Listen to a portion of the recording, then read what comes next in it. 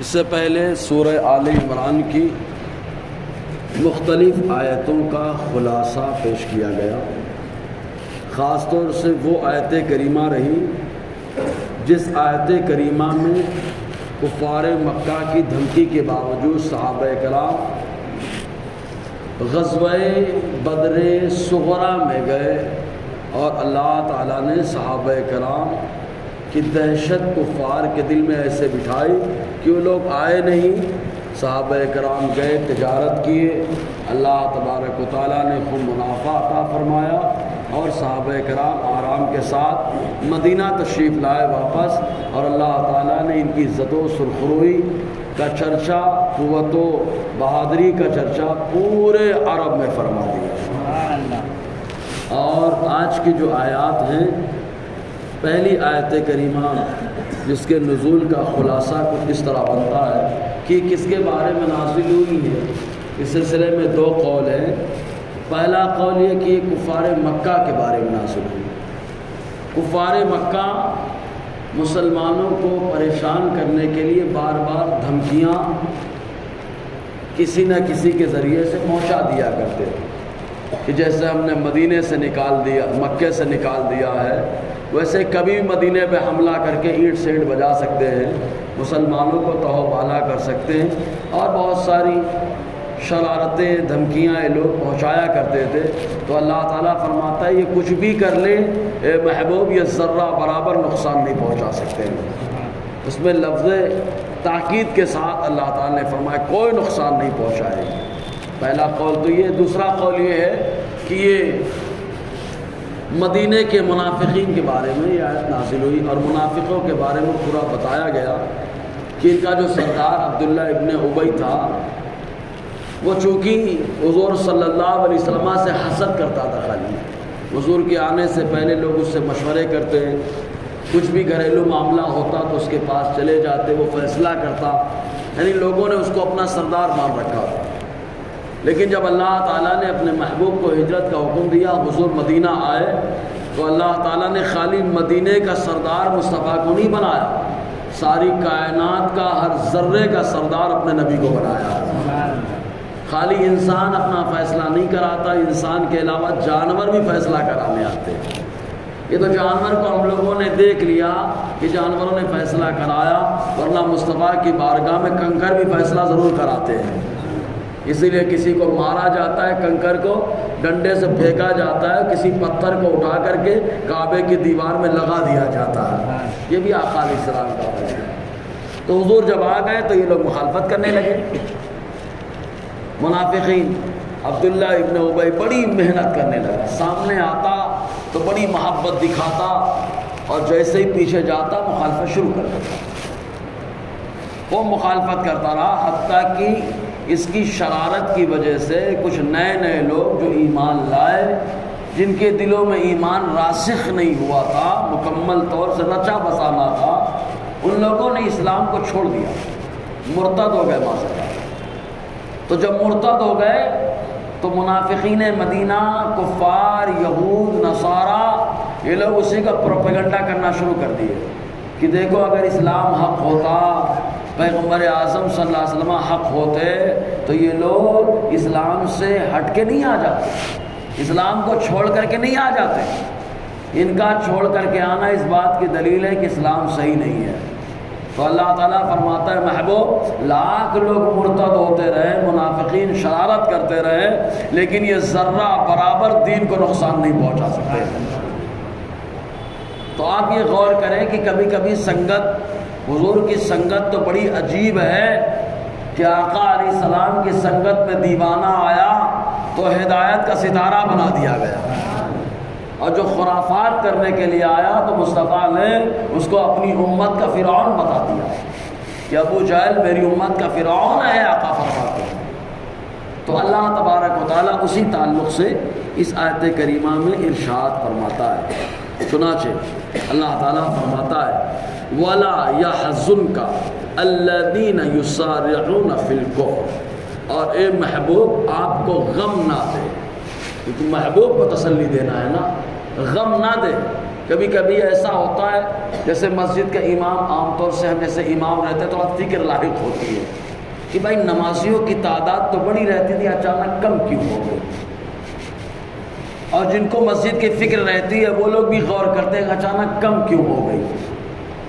لیکن اگر آپ غور کرو تو تعداد بڑھتی ہے جب، تو اس میں 2-4 لوگ تعداد پہ گہری نظر رکھ کے کیچ کرنے کے لیے آتے ہیں، کس کو لے کے جایا جائے، کون ہمارے فیور میں آتا ہے، اور غیر آتا ہے تو ہم لوگ بڑے خوش ہو جاتے ہیں، ہمارے یہاں وہ بھی نماز پڑھنے آتا، 2-3 ہفتہ نماز پڑھتا ہے 2 نمازیوں کو کم کر دیتا ہے۔ سمجھ لینا اس بات کو، کیونکہ جب آتا ہے تو چمبک ساتھ میں لے کے آتا ہے، چپکا کے لے کے جاتا ہے، تو ٹینشن ہو جاتا ہے۔ اور جب امام کو ٹینشن ہوتا ہے تو وہ کام پہ یار میرا کام صحیح نہیں، میرا کام صحیح نہیں، میرا کام صحیح نہیں، تھوڑا سا ٹینشن لاحق ہوتا ہے۔ تو ایسے موقع پہ مصطفیٰ کی سنت مل رہی ہے کہ اگر لوگ مرتد ہو جائیں، کم ہو رہا ہے محبوب، تو آپ اس کی فکر مت کریے، آپ غم مت کریے ان لوگوں کی وجہ سے جو کفر کی طرف جلدی کر رہے ہیں، کچھ بھی کرتے رہیں گے، ذرہ برابر بھی نقصان نہیں پہنچا سکتے۔ لیکن ایک بات یہ بھی معلوم ہوئی کہ اگر کوئی مرتد ہو جائے تو یہ نہیں کہہ سکتے کہ وہ آدمی غلط ہے، ورنہ اگر ایسا ہوتا تو حضور سے بڑا سراپا حق، سراپا سچ بن کر کون پیدا ہوا؟ حضور حق پہ رہے لیکن پھر بھی لوگ مرتد ہوئے نا، تو کیا یہ کہہ دیا جائے حضور کی سنگت غلط ہے؟ کیا یہ کہہ دیا جائے کہ آقا علیہ السلام کی تبلیغ غلط ہے معاذ اللہ؟ کیا یہ کہہ دیا جائے کہ آقا علیہ السلام جو دین لے کر کے آئے وہ غلط ہے معاذ اللہ؟ ہم تو یہی کہیں گے، یہ تو اپنے اپنے ظرف کی بات ہے، جس کا ظرف میلا تھا اسلام کا نور وہاں پر نہیں گیا، اور جس کا ظرف صاف ستھرا تھا اللہ نے اسلام کا نور اس کے اندر داخل فرما دیا۔ یہ تو ظرف کی بات ہے۔ خوشبو ضروری تو ہے نہیں کہ ہر جگہ غالب آ جائے، جہاں بدبو کم ہوگی خوشبو پھیلا دیجئے، خوشبو غالب آ جائے گی، اور جہاں بدبو ہی بدبو ہو وہاں پہ عطر اپنے مغلوب ہونے کا احساس کر لے گا۔ سمجھ میں آیا نا؟ تو ایمان ایک خوشبو ہے، جس کے ظرف کو اللہ تعالیٰ نے صاف ستھرا رکھا تو ایمان داخل ہوا اور اس آدمی کے اندر خوشبو کو پھیلا دیا، اور جہاں ازلی بدبو پھیلی ہوئی تھی، مہر لگی ہوئی تھی، وہاں پہ وہ خالی رہا۔ تو اللہ تعالیٰ فرماتا ہے محبوب آپ غم مت کریں، آپ کو ذرا بھی غم نہ دیں۔ کون؟ الذین یسارعون فی الکفر، جو کفر میں جلدی کرتے ہیں۔ مکہ کے باشندے بار بار دھمکی دیتے ہیں، وہ جلدی کرتے ہیں دھمکی دینے میں، اور یا یہ کہ مرتد ہونے میں لوگ جلدی کر رہے ہیں۔ اسلام میں آیا تو ٹکنا چاہیے، سمجھنا چاہیے۔ شروع میں اسلام کی تعلیم بظاہر بڑی سخت لگتی ہے، لیکن جب کسی کے اندر یہ تعلیمات داخل ہو جاتی ہے تو اللہ تعالیٰ اسی میں اسے لذت عطا فرماتا ہے، اسی میں اسے سکون عطا فرماتا ہے۔ ورنہ کیا وجہ ہے کہ بلال مار کھا رہے ہیں پھر بھی اللہ کی وحدانیت کا اقرار کر رہے ہیں؟ کیا وجہ ہے کہ وہ ابو بکر صدیق جو علم الانصاب کے ماہر رہے، بہت سارے معاملات کے فیصلے کیا کرتے تھے، لیکن حضور صلی اللہ علیہ وسلم پر جب ایمان لائے تو سارے عہدوں کو چھوڑ دیا، خالی ایک ہی عہدے کو پسند کیا، مصطفیٰ کی غلامی۔ سبحان اللہ۔ اور غلامی مصطفیٰ کی برکت یہ کہ آج تک مکے کے اندر خانہ کعبہ کے پاس حضور کی عظمت پر کسی نے خطبہ نہ دیا تھا، لیکن مصطفیٰ جان رحمت موجود ہے۔ ابو بکر صدیق رضی اللہ تعالیٰ عنہ کھڑے ہوئے اور آقا کی اجازت لے کر کہ سرکار آج خانہ کعبہ کے اندر کھڑے ہو کر ابو بکر آپ کی عظمت پہ خطبہ دے گا۔ سبحان اللہ۔ ابو بکر صدیق رضی اللہ تعالیٰ عنہ کھڑے ہوئے خطبہ دینے کے، کفار ٹوٹ پڑے، اتنا مارا اتنا مارا اتنا مارا اتنا مارا کہ ابو بکر صدیق بے ہوش ہو گئے، بے ہوش ہو گئے، خطبہ دیے۔ لیکن آپ ذرا غور کرو، حق بولنے میں کبھی کبھی مار کھانا بھی پڑتا ہے۔ ہمارے یہاں تو تانا نہیں برداشت کر پاتے، ڈرتے ہیں کہ لوگ مخالف ہو جائے، اس لیے حق بولنے سے کترا رہے ہیں۔ دنیا مخالف ہو جائے، دنیا دار جو ہوں گے وہ مخالف ہو جائیں گے، اور جو اللہ والے وہ سپورٹ میں کھڑے ہو جائیں گے۔ تو ہم کو اللہ والے 313 کے غلام چاہیے، وہ 1000 کے غلام نہیں چاہیے۔ اس لیے ہمیشہ حق بولنا چاہیے، اور دنیا کے سپورٹ کی وجہ سے کوئی حق کرو ضروری نہیں ہے۔ حق پر وہی ہوتا ہے جس کے سپورٹ میں اللہ اور رسول کا معاملہ ہوتا ہے۔ بہرحال تو ابو بکر صدیق مارا، بے ہوش ہو گئے، خاندان والے آئے، قبیلے بنو تیم کے لوگ بچا کے لے کر کے گئے۔ گھر میں لیٹے ہیں، بے ہوش ہیں، ہوش آیا اپنی والدہ سے پوچھتے ہیں یہ بتاؤ میرے نبی کا حال کیا ہے؟ سبحان اللہ۔ تو اسلام جب رستا ہے، بستا ہے، سنورتا ہے آدمی، تو مار کھانے میں بھی اللہ تعالیٰ لذت عطا فرماتا ہے۔ ورنہ کیا وجہ، شہید ہو رہا ہے پھر بھی جذبہ ہے کہ جانا ہے جہاد، جذبہ ہے جانا ہے جہاد پر۔ خالی غزوہ تبوک کا معاملہ آ گیا، آقا علیہ السلام نے حضرت علی کو روک دیا، رونے لگے حضرت علی، سرکار آپ نے بچوں کے ساتھ مجھے روک دیا، عورتوں کے ساتھ روک دیا، میں تو شیر مرداں حیدر کرار میں رک گیا۔ آقا نے کیا فرمایا؟ تسلی دیتے ہوئے مصطفیٰ فرما رہے ہیں یہ کیا تھا جذبہ؟ شہادت کا جذبہ۔ ورنہ سوچتے ہم لوگ تو ہوتے اچھا ہوا نہیں گئے، لڑنا بھی نہیں پڑے گا، بھیڑنا بھی نہیں پڑے گا، آرام سے رہنا ہے، نمازی پڑھانا ہے، مگر نہیں۔ لیکن یہ اسلام جب رستہ بستا ہے تو جذبہ کیا آیا؟ سرکار آپ نے بچوں کے ساتھ روک دیا، میں عورتوں کے ساتھ روک دیا۔ آقا کیا فرماتے ہیں؟ علی سنو، تم کو میری طرف سے وہی مقام ملتا ہے جو طور پر جاتے ہوئے موسیٰ علیہ السلام نے اپنے بھائی ہارون کو عطا فرمایا تھا۔ لیکن اتنی بات ہے کہ ہارون نبی رہے، میرے بعد اب کوئی نبی نہ ہوگا۔ سبحان اللہ۔ مصطفیٰ کی نظریں دیکھ رہی تھی، بعد میں کچھ آئیں گے، میں بھی بند کر دیا دروازہ، تو تسلی دی۔ مطلب اسلام جب رستہ بستا ہے تو یہ انداز ہوتا ہے، ایسا تہوار ہوتا ہے، پھر آدمی یہ نہیں سوچتا کہ کیا ہو رہا ہے۔ لیکن ایک بات یاد رکھے، خالی مار کھانا یا مارنے ہی میں اسلام نہیں ہے۔ اسلام جب رستہ بستا ہے تو پورے وجود سے اسلام کی تعلیمات جھلکتی ہے۔ سبحان اللہ۔ ایک حدیث پاک میں آیا، حضور صلی اللہ علیہ وسلم نے فرمایا آج میں نے ایک عجیب خواب دیکھا، کیونکہ حضور صلی اللہ علیہ وسلم کا طریقہ یہ ہوتا کہ فجر کی نماز پڑھنے کے بعد صحابہ کی طرف منہ کر کے منہ کر لیتے، نہیں مڑ جاتے، جیسے ایسے بیٹھ جاتے صحابہ مقتدی کی طرف، صحابہ کرام کی طرف، اور بیٹھ جاتے، ارشاد فرماتے کہ کس نے خواب دیکھا ہے بتاؤ۔ ہمارے یہاں تو بولتے خواب ہی مت بتاؤ ورنہ دوبارہ دکھے گا نہیں۔ اگر ایسا ہوتا تو حضور پوچھتے بھی نہیں کبھی، سمجھ رہے کہ نہیں؟ آقا فرماتے کس نے خواب دیکھا ہے بتائے۔ اگر کوئی خواب دیکھتا تو سرکار کی بارگاہ میں عرض کرتا، سرکار اس کی تعبیر بتاتے کہ تمہارے خواب کی یہ تعبیر ہے۔ ارے سورہ یوسف میں تو کئی خواب کا ذکر ہے یار، ان خوابوں کی تعبیر بھی موجود ہے۔ قرآن خواب کی تعبیر، مطلب قرآن خواب بتا رہا ہے، ایسا بتایا گیا۔ تو حضور صلی اللہ علیہ وسلم خواب کے بارے میں پوچھتے تو صحابہ بتاتے، اگر کوئی نہیں بولتا کہ خواب دیکھا تو آقا فرماتے میں نے آج ایسا خواب دیکھا ہے۔ سبحان اللہ۔ ایک خواب کا ذکر حضور نے کیا، آقا فرماتے ہیں آج کی رات میں نے خواب دیکھا، ایک پیالہ تھا دودھ سے بھرا ہوا تھا، میری بارگاہ میں پیش کیا گیا، میں نے لیا، خوب پیا خوب پیا خوب پیا خوب پیا۔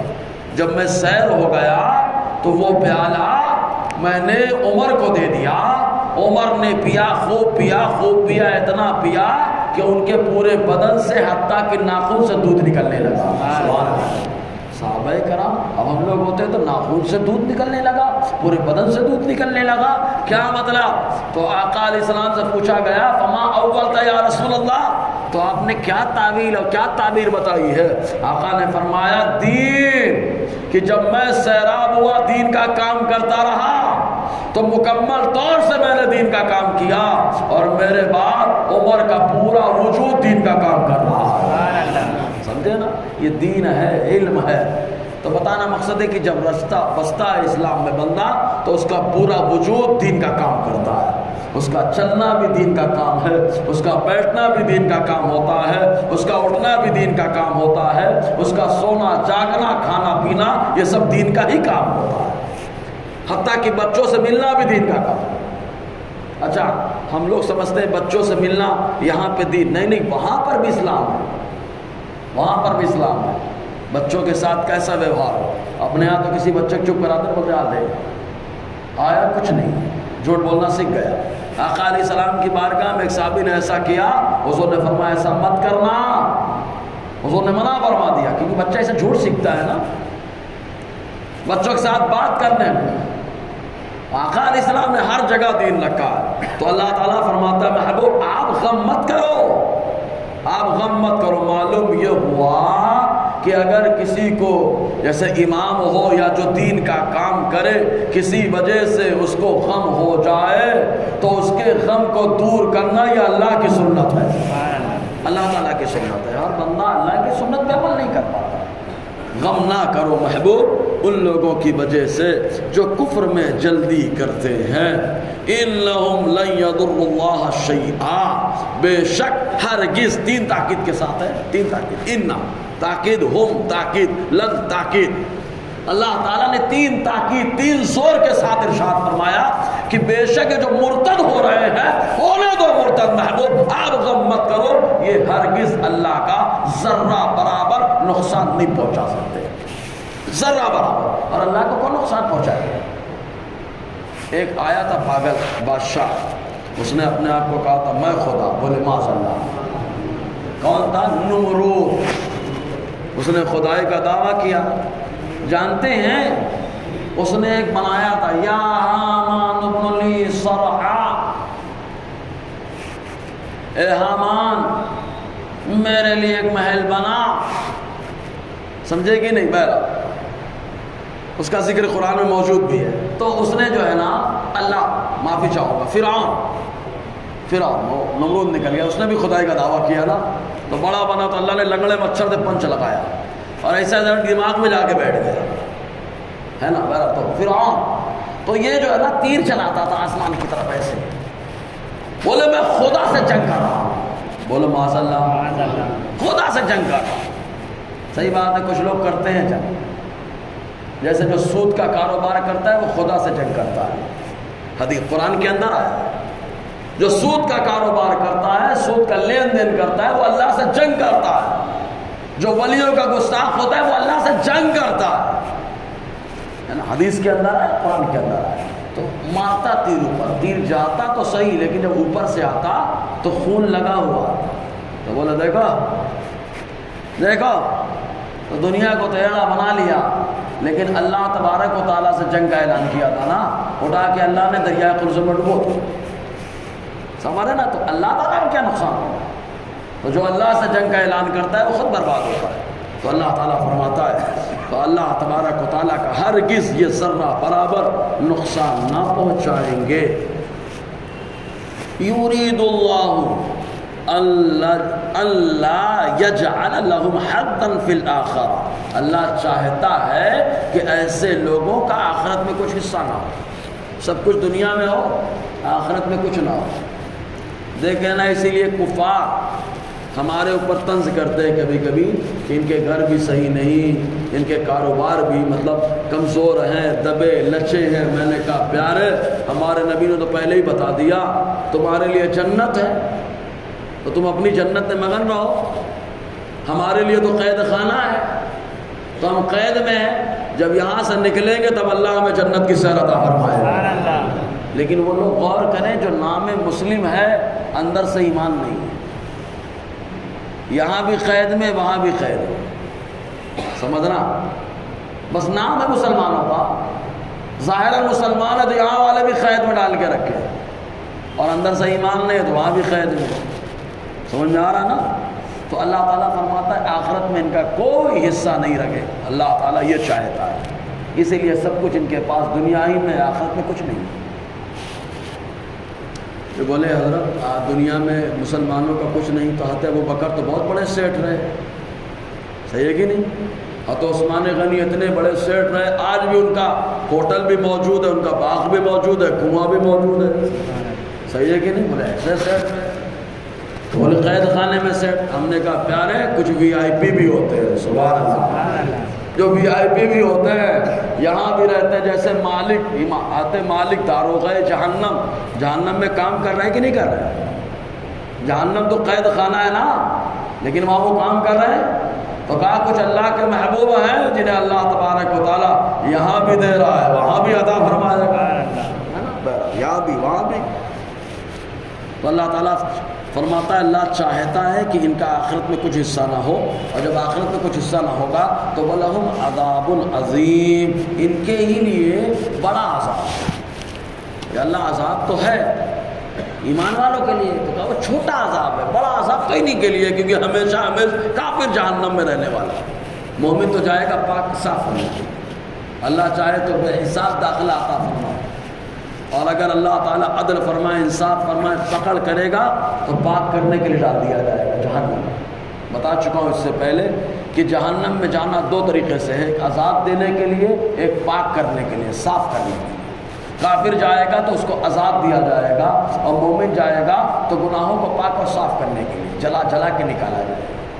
کچھ چیزیں جلا جلا کے نکالی جاتی ہیں نا، جیسے لوہا اور مٹی جب مکس ہو جائے اور الگ نہ ہو تو ان کو آگ میں ڈال کے پگھلانا پڑتا ہے۔ لوہا الگ ہو جائے، مٹی الگ ہو جائے، اس کے بعد پانی میں ڈال کر لوہے کو جما لیا جاتا ہے، خوبصورت دکھائی دیتا ہے۔ ویسے ایمان والا جب گناہ اس کے اندر داخل ہو جائے ایسے نہ نکلے تو اٹھا کے جہنم میں ڈالا جائے گا، پگھلایا جائے گا، الگ گناہ ہو جائے گا، اللہ تعالیٰ اس کے بعد نکالے گا، نہر حیات میں ڈالے گا، اور جب ڈالے جائیں گے تو ایک دم کالے ایک دم جلے ہوں گے، اور جب نکالے جائیں گے تو بالکل تر و تازہ ہو جائیں گے۔ تر و تازہ فَيَنبُتُونَ كَنَبَاتِ الْعُشْبِ، حدیث کی آیت، ایسے تر و تازہ ہوں گے جیسے ابھی سبزہ ہو رہا ہے نا۔ تو کافر کے لیے عذاب ہے، انہی کے لیے، کیونکہ انہی کو عذاب کے لیے ڈالا جائے گا۔ مومن جائے گا بھی تو کائے کے لیے پاک و صاف ہو جائے گا۔ آگے کی پھر آیت کریمہ ہے، یہ آیت کریمہ بڑی ہے اور بڑی زبردست ہے۔ یہ آیت کریمہ کب نازل ہوئی، اس سلسلے میں بھی دو قول بتائے جاتے ہیں۔ پہلا قول کیا ہے؟ پہلا قول یہ بتایا جاتا ہے کہ یہ کفار مکہ کے بارے میں نازل ہوئی، اور دوسرا قول یہ کہ یہودیوں کے بارے میں نازل ہوئی۔ دونوں کا معاملہ ایک ہی تھا۔ مسلمان کہتے ہیں ہمارے لیے آخرت میں بہت ہے، جنت میں محل، جنت میں یہ نعمت، جنت میں ہمارا مقام ایسا ہوگا، اور محشر میں بھی ہم جب رہیں گے تو تم پسینے میں ڈوبے ہوگے، جل رہے ہوگے، گرمی سے پریشان ہوگے، ہم لوگ وی آئی پی لوگ مصطفیٰ کے جھنڈے کے نیچے آرام سے سکون پا رہے ہوں۔ تو جب صحابہ کرام بتاتے تو مکے والے مذاق اڑاتے ہو، بولتے ہیں آخرت میں ایسا ملے گا ویسا ملے گا۔ دیکھ دنیا میں بھی ہمارے پاس محل ہے، ہمارے پاس کاروبار ہے، ہمارے پاس غلام ہے، ہمارے پاس گھوڑے ہیں، اونٹ ہے، ہمارے پاس سب کچھ ہے، آخرت میں بھی ہمارے پاس سب کچھ رہے گا۔ یہودی بھی یہی بولتے اور مکہ کے باشندے بھی یہی بولتے۔ تو اللہ تبارک و تعالیٰ فرماتا ہے یہ وہ لوگ ہیں جنہوں نے ایمان کو بیچ دیا، کفر کو خرید لیا۔ اب مکہ کے باشندوں نے کیسے ایمان کو بیچا؟ کیا ان کے پاس بھی ایمان تھا؟ بالکل ایمان تھا، لیکن دنیا میں نہیں، عالم ارواح میں۔ عالم ارواح میں اللہ تعالیٰ نے ہر انسان سے وعدہ لیا، بتاؤ الست بربکم، کیا میں تمہارا رب نہیں ہوں؟ تو سب نے کہا اے پروردگار تو ہی ہمارا رب ہے۔ تو رب کی ربوبیت کا اقرار ہوا۔ اسی لیے آقا علیہ السلام فرماتے کل مولود یولد علی فطرت الاسلام، ہر بچہ جب پیدا ہوتا ہے تو اسلامی فطرت پر پیدا ہوتا ہے، اسی اقرار پر پیدا ہوتا ہے۔ پھر اس کے ماں باپ یا تو یہودی بنا ڈالتے ہیں، یا نصرانی بنا ڈالتے ہیں، یا مجوسی بنا ڈالتے ہیں۔ تو وہ وعدہ تو کفار مکہ بھی کر کے آئے تھے وعدہ، لیکن دنیا میں آ کے بول گئے، تو اس ایمان کو بیچ دیا، کفر کو خرید لیا۔ اور اگر یہودیوں کے بارے میں رکھیں کہ ایمان کو بیچ دیا، کفر کو خرید لیا، تو یہودی حضور کا چرچا بہت کرتے تھے، نبی آخر الزماں آئیں گے، ان کی یہ نشانی ہوگی، ان کی یہ خوبی ہوگی، وہ جہاں آئیں گے وہ علاقہ ایسا ہوگا، اور ان کی شان یہ ہے، اور حضور کے وسیلے سے باقاعدہ دعائیں مانگتے تھے جب پریشانی آتی، اور اللہ تعالیٰ ان کی پریشانیوں کو دور فرما دیتا۔ تو اس طریقے سے حضور کی عظمت کا چرچا کرتے تھے، لیکن جب خبر لگی ہمارے گھرانے میں سے نہیں آئے، دوسرے گھرانے میں آئے، دوسرے خاندان میں آئے، تو ایک خاندانی جھگڑا بڑا، حسد میں آ گئے، ہمارے خاندان میں نہیں اللہ ہم شہید کریں گے۔ حضور کی صفتوں کو بدل ڈالا تورات کے اندر، لوگوں کو جو ہے نا بتانا شروع کر دیا غلط سلط۔ تو اس طریقے سے ان کے پاس ایمان تھا، لیکن حسد کی بنا پر ایمان کو بیچ کے کفر کو خرید لیا۔ تو اللہ تعالیٰ فرماتا ہے ان الذین اشتروا کفر بالایمان، بے شک جن لوگوں نے خرید لیا کفر کو ایمان کے عوض، ایمان بیچ دیا، کفر کو خرید لیا۔ وہ لوگ بھی دھاندلی نہ کریں کہ ہم ایسے ہوں گے، ہم ویسے ہوں گے۔ رب فرماتا ہے جیسے ہیں دنیائی میں ویسے رہیں گے، آخرت میں نقصان۔ لن یضر اللہ شیئا ہرگز اللہ کا نقصان کچھ نہیں کریں گے، ان کے لیے دردناک عذاب ہے۔ اور یہ جو سوچ رہے ہیں محل ہے، بلڈنگ ہے، یہ سب ہے، وہ گھوڑے ہیں، سواریاں ہیں، کھیت کلیان ہیں، غلام ہیں، کنیزیں ہیں۔ وَلَا يَحْسَبَنَّ الَّذِينَ كَفَرُوا أَنَّمَا نُمْلِي لَهُمْ خَيْرٌ لِأَنفُسِهِمْ، اور ہرگز کفار گمان نہ کریں کہ ہم جو ڈھیل دے رہے ہیں یہ ان کے لیے بھلائی کا کام ہے، جو ہم ڈھیل دے رہے ہیں بھلائی کا کام ہے، بالکل یہ گمان نہ کریں۔